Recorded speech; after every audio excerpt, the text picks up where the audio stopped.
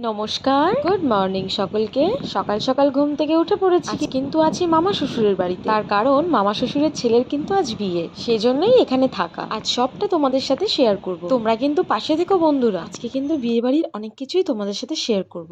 মামা বাড়ির এই ব্যালকনিটার সামনে সুন্দর একটি পুকুর আছে, যেটা একটু আগেই ভিডিওতে দেখালাম, জন্যই একটু ঘুরে ঘুরে দেখছি। আজ অনেক বছর পরেই এলাম, তবে পরিবেশ, পুকুর সমস্তটাই কিন্তু একই আছে এখন। যেহেতু এই ঘরটা একা একাই আছি, তাই ঘুম থেকে একটু ঘুরে ঘুরে দেখছিলাম। চলুন ফ্রেশ হয়ে আপনাদের নিয়ে ওপরে যাই। এখানে একটি লোকনাথ বাবার মন্দির আছে, আর জানেন এই মন্দিরে বছরে একবার খুব সুন্দর পুজো হয়। সেই দিনে অনেক মানুষ নিমন্ত্রিত থাকে।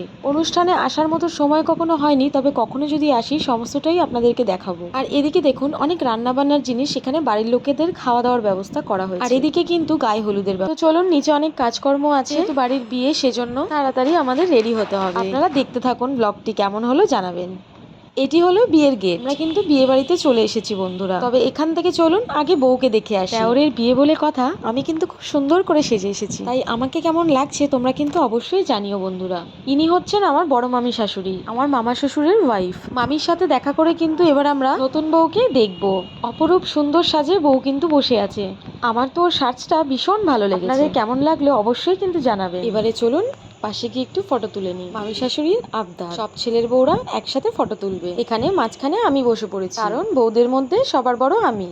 আর পাশে আমার মেজোজা। ফটো তুলে চলে এলাম ভাইয়ের কাছে। এখানেও কিন্তু ভাই খুব ব্যস্ত ফটো তুলতে। সেখান থেকে আমরা চলে এলাম নিচে। আর নিচে কিন্তু ছিল বিশাল বড় একটা মকটেল কাউন্টার। আমি যদিও কোনো ঠান্ডাই খাইনি, তবে মকটেল কাউন্টারটা কিন্তু খুব সুন্দর ছিল, সেজন্যই একটু দাঁড়িয়েছিলাম। আমার কিন্তু কাউন্টারটা বেশ ভালো লেগেছে, আর সেজন্য আমি কিন্তু এখানে বেশ কয়েকটা ফটো ও ভিডিও করে নিয়েছি।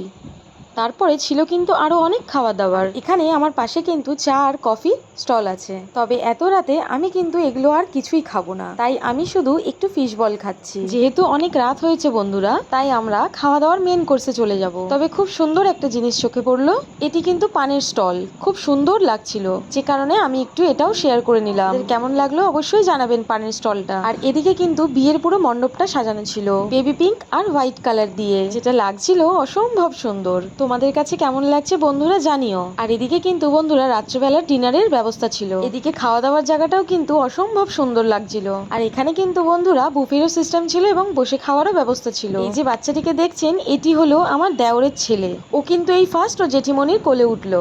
ও ভীষণ ছটপট করছিল, সেজন্য আমি কিন্তু ভীষণ ছটপট করছিল, যেহেতু আমাকে প্রথম দেখছিল হয়তো সেজন্যই থাকছিল না। আমি আমার ছোট দেওরকে দিয়ে এলাম। অনেকটাই রাত হয়েছে বন্ধুরা, আমরা কিন্তু খাবো বলে খাবারটা নিয়ে নিচ্ছিলাম। যেহেতু আমি দাঁড়িয়ে খাবো না, তাই খাবারটা নিয়ে চেয়ার টেবিলে চলে গেলাম।